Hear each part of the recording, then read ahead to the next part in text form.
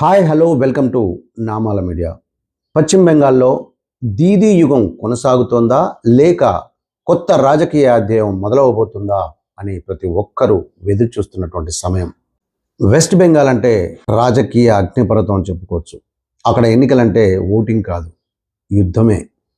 ఒకవైపు అజేయంగా కనిపిస్తున్న నాయకురాలు మమతా బెనర్జీ గారు, మరోవైపు వేగంగా ఎదుగుతున్నటువంటి జాతీయ శక్తి బీజేపీ.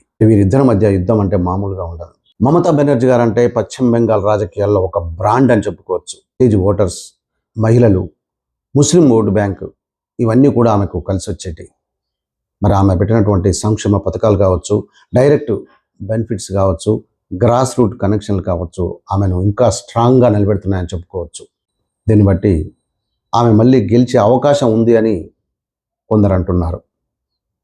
కానీ ఈసారి పోటీ మాత్రం బీజేపీ కూడా చాలా గట్టిగా ఇచ్చింది. గత కొన్ని సంవత్సరాల్లో బీజేపీ బెంగాల్లో భారీగా పెరుగుతూ వస్తోంది. మరి హిందుత్వం, జాతీయత, సెంట్రల్ లీడర్షిప్ ఫ్యాక్టర్ ఇవన్నీ కూడా బీజేపీకి కలిసి వచ్చే అంశాలని చెప్పుకోవచ్చు. ఏ పార్టీ గెలుస్తుందంటే మాత్రం ఖచ్చితంగా చెప్పలేం. ఎందుకంటే ఇద్దరు పోటాపోటీగా ఉన్నారు. బీజేపీ కానీ అటు మమతా బెనర్జీ గారు కానీ ఇద్దరు కూడా చాలా స్ట్రాంగ్గా ఉన్నారు. మరి ఇంతగా ప్రజలు ఎటువైపు ఉన్నారు, ప్రజలు ఎలా ఉన్నారు, వాళ్ళ యొక్క ఓటు ఎటువైపు వేశారనేది మనం తెలుసుకున్నట్టయితే, విలేజ్ అంటే గ్రామీణ ప్రాంతాలు తీసుకున్నట్టయితే వాళ్ళు మమతా బెనర్జీ గారి వైపే ఉన్నారు. మరి పట్టణ ప్రాంతాల్లో బీజేపీకి పెరుగుతున్న సపోర్ట్ మాత్రం కనిపిస్తుంది. యువత మాత్రం అటు ఇటు స్ప్లిట్ అవుతున్నట్టుగా కనిపిస్తుంది. ఓటింగ్ క్లియర్గా ఒకవైపు కాదు, డివైడ్ అయిపోయింది. ఇద్దరికీ డివైడ్ అవుతుంది. అనుకున్న వారు కాకుండా వేరే వాళ్ళు కూడా ఓట్లను చీల్చే అవకాశం మాత్రం కనిపిస్తుంది క్లియర్గా. దీదీ పరిస్థితి చూసినట్టయితే ఆమె స్ట్రాంగే, కానీ అంత ఈజీ కాదనిపిస్తుంది. లోకల్ ఇష్యూస్ ప్రాబ్లం ఉంది. పర్సనల్ ఇమేజ్ మాత్రం ఆమెకి పెద్ద ప్లస్ అనే చెప్పొచ్చు.